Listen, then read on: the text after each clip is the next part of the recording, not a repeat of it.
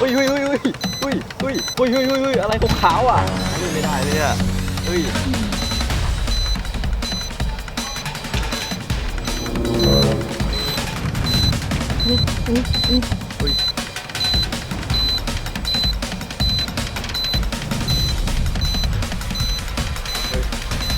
โอ้โอเคครับทุกคนก็สำหรับเรือที่เราจะเอาไปตกเบ็ดในวันนี้นะครับก็คือเรือลำนี้เลยว้าวนี่คือ WPL รุ่น W09 นะครับโอ้โหมากับบอดี้นี่เป็นสีแดงนะสีแดงกลับเลยก็ลำนี้ก็ไม่เคยแกะไม่เคยมากไม่เคย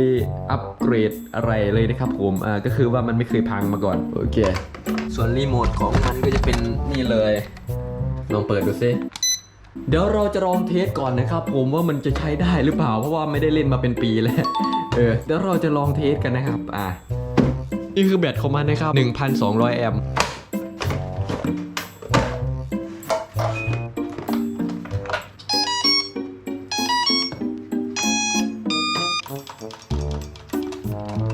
อะไรวะเนี่ยเป็นอะไรอีกแหละเชี่ยตกใจ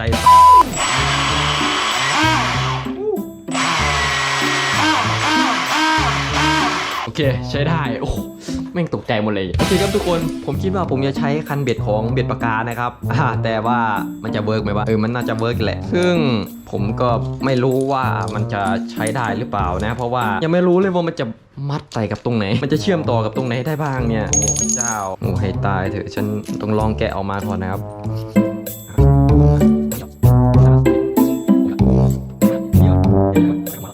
โอเคครับทุกคนผมคิดว่าผมน่าจะต้องมัดเจ้าคันเบ็ดตัวนี้ใส่ตัวเรือเลยนะครับแบบนี้แบบนี้น่าจะเวิร์กนะครับแบบนี้แหละแต่ว่าผมจะต้องต่อแบตเข้ากับตัวสปีดก่อนนะครับไม่งั้นมันจะเปิดไม่ได้นะกระป๋องแฟร์ถ้าเราเอากระป๋องใส่ไว้ตรงนี้ล่ะว่ะถ้าเราติดใส่กระป๋องกาแฟแบบนี้แล้วก็มันได้นะแต่ว่าเราจะต้องเจาะรูเจ้าตัวนี้ก่อนนะครับไอ้โทรมาอีกแล้วให้ตายเลยโอ้ให้ตายแต่ผมคิดว่าผมเจาะไกลเกินไปมันไกลเกินไป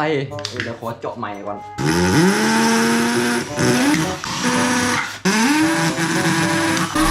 Wanna be the greatest. Everybody on the fake shit. I look around and feel like everybody is the fakest. I make this every day and I'm impatient, hoping one day I blow up from the basement. Statement, the top is so vacant. I don't hear shit that I think is amazing. Waiting for my day when I'm playing sold out shows for 1,000 faces. Hey, give me that crown, get in my way and to be put down. It ain't your place, all this my town. If I want that shit, then I'll get it right now.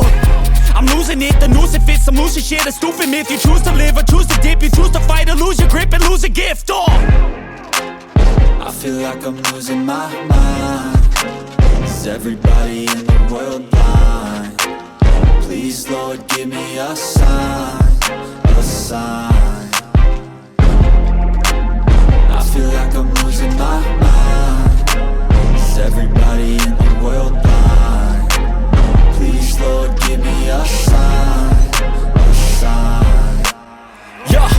There's no mercy in this world, just hunger-thirsty persons in different versions. Each new update, that shit worsens. Why? Pull back the curtain and you'll see the different vermin. We all have different burdens that all seem to cause disturbance. Yo, so do me a favor, don't treat me like a neighbor. Don't need the different flavors of your problems just to savor. I've got my own issues, I need a comb to get through. Don't need to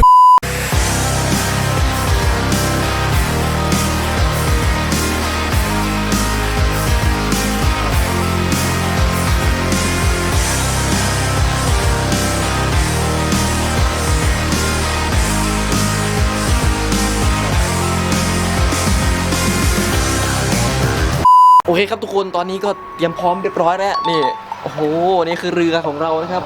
เซ่โหโคตรเท่เอาละทุกคนผมคิดว่าผมพร้อมแล้วเดี๋ยวเราไปตกปลากันเลยดีกว่าทุกคนเราไปกันเลยดีกว่าไป let's go โอเคครับทุกคนก็ตอนนี้ก็เดินทางมาแล้วกับสถานที่ก็ที่เดิมอีกแล้วไหนอะไรนะไหนนั่นน่ะไหนไหนองค์ลงเนี่ยนะเฮ้ยป้าพุทธนั่นไม่ตลกอะไรไปหมด หมดแดงโอเคครับทุกคนเดี๋ยวเราจะไปตกปลากันเลยนะครับโอ้มีปลาไหมเนี่ยตอนนี้รู้สึกว่าท้องฟ้านี่ใกล้จะฝนตกแล้วนะครับปลาซิวผุดเต็มเลยอ่ะ ปลาซิวผุดเต็มเลยโอเคนี่คือเรือนะครับนี่มาเดี๋ยวเราจะมาตกกันเลยนะเอา ตก เอา ตก เหยื่อละ เอาเหรอโอ้ลืมเดินมาถึงที่ตกแล้วลืมเหยื่อโอ้โหให้ตายเถอะอะไรครับเนี่ยโอเคเดี๋ยวขอไปเอาเหยื่อก่อนนะครับเดี๋ยวลองเทสเรือก่อนแล้วกันนะมาเดี๋ยวเราจะลองเทสนะครับลองเทสโยนลงนี่เลย โยนเลยเหรือพี่ มันขวบล่ะ โอ้ยเรือระดับนี่กี่ความกันนี่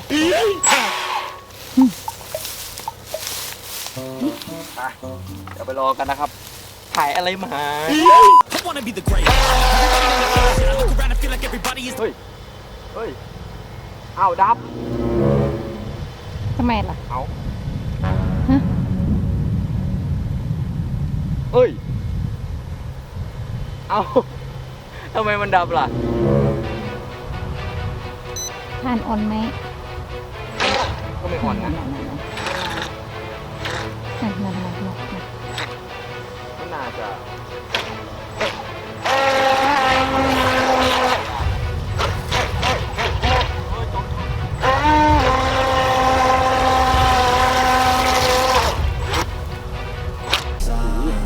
I wanna be the greatest. I feel like everybody is the fakest. I make it every day and I'm impatient, hoping one day I blow up from the basement. Shit that I think is amazing. Waiting for my day when I'm playing sold out shows for 1,000 faces. Hey, give me that crown, putting my way in to be put down. It ain't your place, all this my town. If I want that shit, then I'll get it now. I'm losing it, I'm losing it. Solution shit is stupid. Make you choose to live or choose to live. You choose to fight or lose. หมางงหมางง อะไรมา หมางง เตรียมทานมาด้วย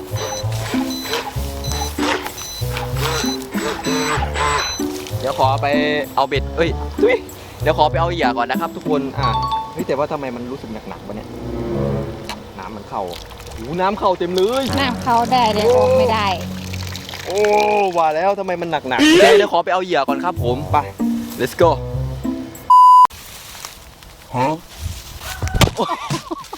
ได้มาแล้วทุกคนนี่มันคือขนมปังแล้วเราจะเอาขนมปังเนี่ยเป็นเหยื่อนะครับผมไปเดี๋ยวใส่เหยื่อกันเลยโอเคเอาแค่นิดเดียวนะครับใส่เหยื่อเรียบร้อยครับโอเคครับทุกคนเดี๋ยวเราจะขับเรือไปตรงกลางๆนะครับฐานมันน่าจะอ่อนนะครับไปจะปล่อยเรือเลยอุ้ยโอ้โหโอ้โหปล่อยไปกลางๆนะครับแล้วเราจะปิดไว้เพื่อไม่ให้มันได้ยินเสียงนะครับเราจะปล่อยไว้อย่างนี้นะครับทุกคนเราจะปล่อยแบบนี้เลยนะ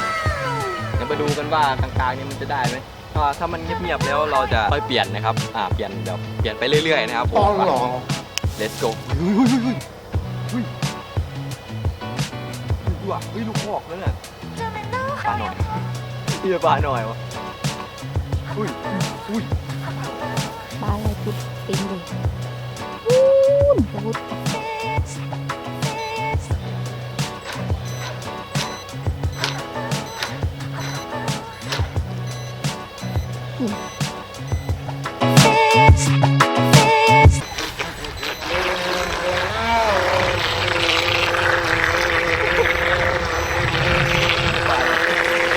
หมาไหนจะกินทันเลย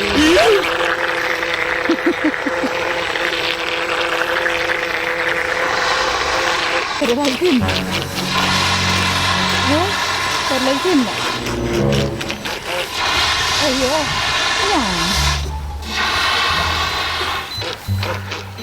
งจะได้เห็นคนด่า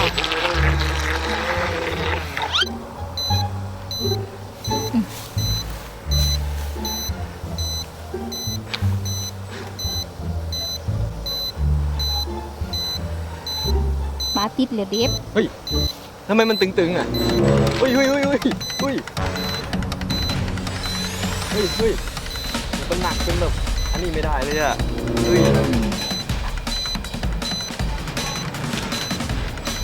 ยมันอ้อมมันดึงมากทุกคน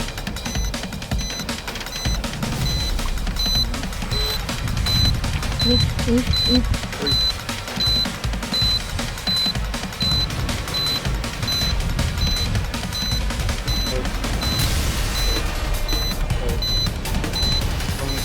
เลี้ยวยากมาก